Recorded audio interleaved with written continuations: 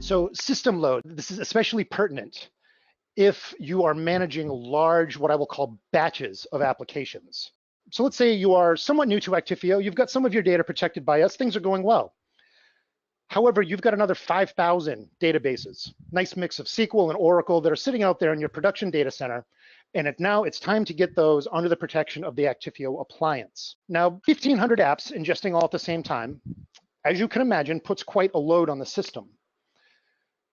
Now in the UI, we can go to the system load history page. As you can see it on the right-hand side here. Where this comes in handy is, unless you've really analyzed all these environmental metrics to include disk speed, transaction rates, network speed, switch latency, all the minutia of everything that lives in between the CDS and the physical host, it's hard to really guess, what is the impact that 1,500 new SQL instances are going to have on my environment.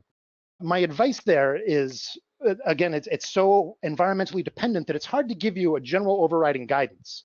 So what my suggestion is, if you've got 10,000, queue up 1,000, ingest and protect all of them. You will see the impact of those jobs under the system load.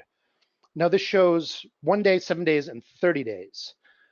Now this is important because it'll tell you how much data you had to dedupe. Again, depending on your code version, and really look at the release notes or the documentation for the specific product and version that you're currently running in your shop. But on average, in general, we can dedupe about 7 terabytes of data a day if we're not impeded by the network or disk.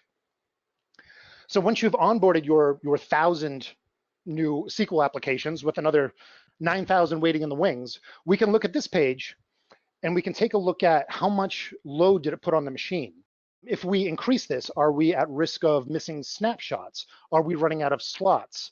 Did it take up more disk than we assumed? You don't want to just take all 10,000 and onboard it all at the same time while you're in production. During deployment, it's no problem.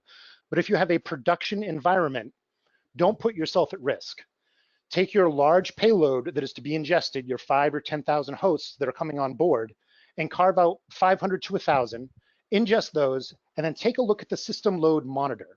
Now, if you see that the system load monitor, everything went about 10% active when you ingested those 1,000, you're probably in good shape. You could probably double or triple that without worrying about affecting your production data availability. And again, if you're still in the deployment stage, go ahead and just dump everything all at once. You don't have to worry about interruption to your production environment. However, once you are expanding your infrastructure, maybe you bought 1 CDS, you absolutely love this, which I know you will, and so you decided to buy 4 more, or you decided to expand with Sky, but now you're in production, so you can't take risks.